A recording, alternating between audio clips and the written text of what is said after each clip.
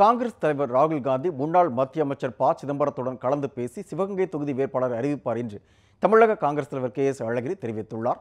இது தொடர்பாக அவருடன் நமது டெல்லி முதன்மை செய்தியாளர் சரோஜ் கன்பத் நடத்திய கலந்துரையாடலை தற்போது பார்க்கலாம். இந்த வேட்பாளர் பட்டியல் மிகவும் நீண்ட இடைவெளிக்கப்பட்டு வந்தாலும் இந்த எதிர்பார்க்கப்பட்ட வேட்பாளர் பட்டியல் வெளிவிட்டது. உங்களுக்கு இந்த வேட்பாளர்கள் எல்லாரும் முழு திருப்தியாக இருக்கிறாங்க?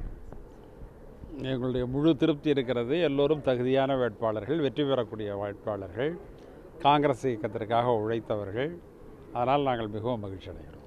சார், இந்த தேர்தலில் உள்ளூர் பிரச்சனைகள் அடிப்படையில் இருக்குமா, இல்லை என்றால் அகில இந்திய அளவில் அரசியல் அடிப்படையில் இருக்கிறோமா, மோடியா ராகுல் காந்தி என்று இருக்குமா, இல்லை உள்ளூரில் நீங்கள் அதிமுகவிற்கும் திமுகவிற்கும் இடையில் போட்டியாக இது அமைந்து விடுமா?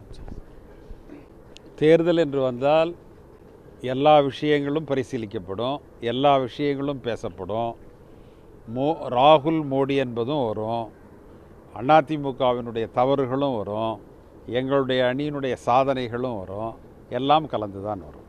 சார், இப்போது மொத்தம் 10 இடங்கள் தமிழகத்திற்கும் புதுச்சேரிக்கு ஒதுக்கப்பட்டது. இதில் 9 இடங்கள் தான் 9 இடங்கள் இப்போ வேட்பாளர் பட்டியல் வந்திருக்கிறது. இன்னும் சிவகங்கைக்கு மட்டும் வெளிவராத காரணம் என்ன சார்? சிவகங்கை சம்பந்தமாக பேசுவதற்கு நேற்று தலைவர் சிதம்பரம் அவர்கள் டெல்லியில் இல்லை. அவர் பெங்களூர் சென்றிருந்தார். இந்த தேர்தல் தயாரிப்புகள் சம்பந்தமான தேர்தல் அறிக்கை சம்பந்தமான பணிகளில் அவர் ஈடுபட்டிருக்கிறார். இன்று காலை தான் அவர் வந்தார். எனவே அவர் வந்த பிறகு அவரோடு பேசி இன்று மாலை அறிவிப்பார்கள். இல்லை, இந்த சிவகங்கை தொகுதியில் பலமுறை சிதம்பரம் போட்டிட்டு இருந்திருக்கார், சுதர்சன் ஆட்சிப்பன் போட்டியிருக்கிறார். ஆனால் சிதம்பரமும் அவருடைய குடும்பத்திலிருந்தும் பல்வேறு விதமான வழக்குகள் வந்துகிட்டு இருக்கிறது. இந்த சமயத்தில் இந்த சிவகங்கை வேட்பாளராக யாரை நியமிக்கப்பட வாய்ப்பு இருக்கிறது? சிதம்பரம் அவர்களோடு கலந்து பேசி தலைவர் ராகுல் காந்தி அவர்கள் அறிவிப்பார்கள். சிதம்பரம் குடும்பத்தின் மீது போடப்பட்டிருக்கிற வழக்குகள் அரசியல் ரீதியான வழக்குகள்.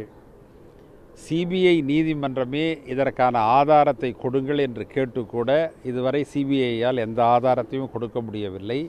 எனவே அவர்களை கைது செய்யவும் முடியவில்லை. எனவே இந்த வழக்கு அரசியல் ரீதியானது, போலியானது என்பது தெரியும். தலைவர் சிதம்பரம் அவர்களுடைய ஆலோசனைக்கு பிறகு ராகுல் காந்தி அவர்கள் அந்த தொகுதியை அறிவிப்பார்கள்.